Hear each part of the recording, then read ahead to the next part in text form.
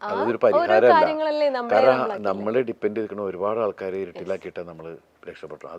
അത് ശരിയല്ല എന്ന് തോന്നുന്ന ഒരുപാട് കാര്യങ്ങളുണ്ട്. കഥാവിശേഷം പോലത്തെ ഒരു സീരിയസ് പടത്തെക്കുറിച്ച് പറഞ്ഞപ്പോൾ ചോദിക്കട്ടെ, നമ്മൾ ചിരിപ്പിക്കുന്ന സിനിമകളാണ് ദിലീപേട്ടൻ്റെതായിട്ട് നമ്മൾ കൂടുതൽ കാണുന്നെങ്കിലും ഒരു ക്രൈം ത്രില്ലറിൻ്റെ ഒക്കെ പോലത്തെ ഭാഗങ്ങളിൽ നിന്നും ദിലീപേട്ടൻ അങ്ങനത്തെ കഥകൾ എപ്പോഴെങ്കിലും കേൾക്കുന്നുണ്ടോ? അങ്ങനത്തെ കഥകളിൽ ഇനി ദിലീപേട്ടനെ കാണാൻ പറ്റുമോ? ഉണ്ട്. ഞാനിപ്പോൾ 1-2 സിനിമകൾ അങ്ങനത്തെ കമ്മിറ്റ് ചെയ്തിട്ടുണ്ട്.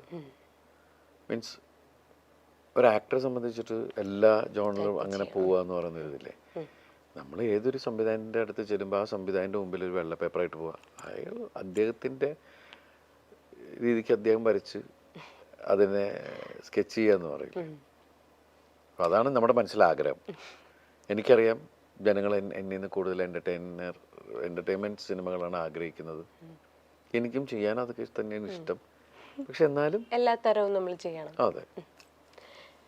ഈ 2 വ്യക്തികളെ കുറിച്ച് പറയുമ്പോൾ അവർ ജീവിതത്തിൽ കൊണ്ടുവന്നിട്ടുള്ള വലിയ മാറ്റങ്ങൾ. കമൽ, ലാൽ ജോസ്. കമൽ സാറ് എൻ്റെ ക്യാമറയുടെ മുമ്പിലാണ് ഞാൻ ആദ്യം തന്നെ മീൻസ് സ്ക്രീനിൽ എന്നെ കാണുന്നത്. പിന്നെ എൻ്റെ ഗുരുനാഥനാണ്. കാരണം വെച്ചാൽ ഞാൻ അദ്ദേഹത്തിൻ്റെ കൂടെയാണ് വർഷങ്ങളോളം ഉണ്ടായിരുന്നത്. എനിക്ക് 8-9 ഫിലിം ഞാൻ ഇപ്പോഴും കിടന്ന് ഞാൻ കമൽ സാറിൽ ആ ഒരു ഇതിൽ കണ്ട ക്വാളിറ്റി എന്ന് വെച്ചാൽ, ബോസ് ചിലപ്പോൾ താഴെയുള്ള ഒരാളെ വെച്ച് പടം ചെയ്യണമെന്ന് നിർബന്ധമില്ല, അസിസ്റ്റന്റിനെ വെച്ചിട്ട്. അപ്പോൾ ആ ഒരു ഇതിൽ എനിക്ക് കമൽ സാറിനോട് ഭയങ്കര റെസ്പെക്ട്. കാരണം എന്ന് വെച്ചിട്ടുണ്ടെങ്കിൽ ഞാൻ ആ സമയത്ത് വേഷം ചെയ്തു വന്നു, ഇതായി. പിന്നെ അത് കഴിഞ്ഞ് സല്ലാപം ചെയ്തു. സാർ എന്നെ വെച്ചിട്ട് ആദ്യമായിട്ട് ഇൻഡിപെൻഡൻറ്റ് ഹീറോ ആവുന്ന ഒരു പടം അതാണ്. പിന്നെയാണ് കല്യാണവും സൗന്ദര്യവും ഒക്കെ വന്നത്. അദ്ദേഹം ഇപ്പോൾ വീണ്ടും ആ ഒരു ഇപ്പോൾ ഷൈനിനെ വെച്ചിട്ട് സിനിമ ചെയ്യുന്നുണ്ട്. അപ്പോൾ ആ ഒരു ഈഗോ എന്ന് പറയുന്ന സാധനം ഉണ്ടല്ലോ, ചില ആൾക്കാരെ നമുക്ക് പറയാൻ പറ്റൂല. മനുഷ്യനാണ്. കാരണം എന്നെക്കാൾ എൻ്റെ അസിസ്റ്റൻ്റായിട്ട് ഇന്നവനെ വെച്ചിട്ട് ഞാനെന്തിനു സിനിമ ചെയ്യണമെന്ന് തോന്നിക്കഴിഞ്ഞാൽ അത്രേ ഉള്ളൂ.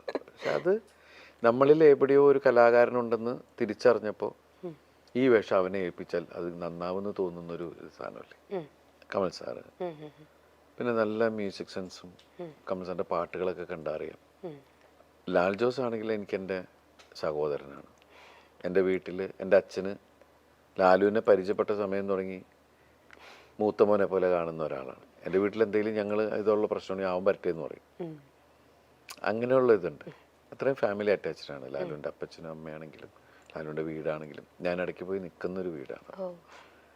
എനിക്ക് എൻ്റെ അമ്മയുടെ വയറ്റിൽ ജനിക്കാതെ പോയൊരു സഹോദരൻ.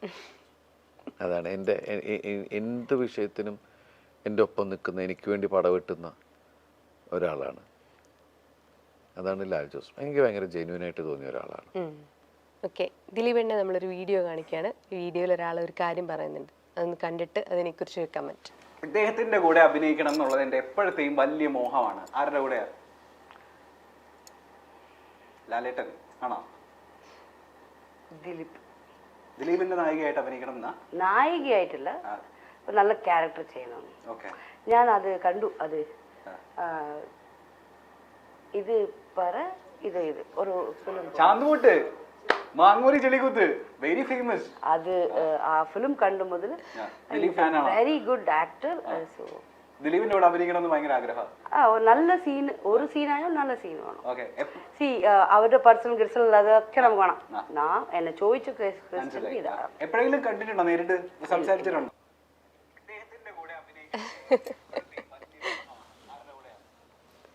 അങ്ങനെ റാൻഡമായിട്ട് നമുക്ക് കിട്ടിയൊരു വീഡിയോ ആണ്. അപ്പം ഒരുപാട് പേരുടെ ഒരു വലിയ ആഗ്രഹമാണ് ദിലീപേട്ടൻ്റെ കൂട്ടത്തിലൊരു സിനിമയിൽ അഭിനയിക്കണം എന്നുള്ള. ആ ഒരു സ്നേഹം ഫ്രണ്ട്സ്, മേ ബി ദിലീപേട്ടൻ കാണാത്ത ആൾക്കാരായിരിക്കും, പല ആക്ടേഴ്സും അങ്ങനെ ആഗ്രഹിക്കുന്നുണ്ട്. ഇപ്പം അങ്ങനത്തെ ഒരു വീഡിയോ നമ്മൾ കണ്ടത്. എന്താണ് ദിലീപേട്ടന് തോന്നുന്നത്? തീർച്ചയായിട്ടും അങ്ങനത്തെ ഒരു വേഷം വന്നു കഴിഞ്ഞാൽ പുള്ളിക്കാരത്തെ വിളിക്കണതിന് ഒരു വിഷയമില്ല. പിന്നെ ദിലീപേട്ടന് അസിസ്റ്റന്റ് ഡയറക്ടറായിട്ട് ഒരുപാട് പടങ്ങൾ നമ്മൾ കണ്ടിട്ടുണ്ട്. ഡയറക്റ്റഡ് ബൈ ദിലീപ് എന്നുള്ളൊരു പേരിൽ ഞങ്ങൾക്കൊരു പടം എപ്പോഴെങ്കിലും കാണാൻ പറ്റുമോ? നോക്കാം ശേഷം സ്ക്രീനിൽ. അപ്പോൾ സത്യനാഥിൻ്റെ ഒപ്പമുള്ള യാത്ര ആളുകൾ ഒരുപാട് കൈനീട്ടി വാങ്ങിക്കഴിഞ്ഞു. ഇനിയും ഒരുപാട് പടങ്ങൾക്കായിട്ട് നമ്മൾ എല്ലാവരും കാത്തിരിക്കുന്നു. എല്ലാവിധ ആശംസകളും. Thank you so much. ഈ സിനിമ റിലീസായി ദിവസങ്ങളായിട്ടുള്ളൂ.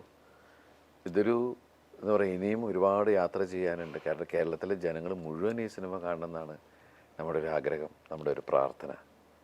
തീർച്ചയായിട്ടും ഇപ്പോൾ തന്നുകൊണ്ടിരിക്കുന്ന സ്നേഹത്തിനും സപ്പോർട്ടിനും ഒരുപാട് നന്ദി. എൻ്റെ കുടുംബത്തിൻ്റെയും വക വലിയ സന്തോഷം. വോയിസ് ഓഫ് സത്യനാഥൻ ടീമിൻ്റെയും നന്ദി ഞാൻ അറിയിക്കുകയാണ്. വലിയ സന്തോഷം. Thank you. Thank you.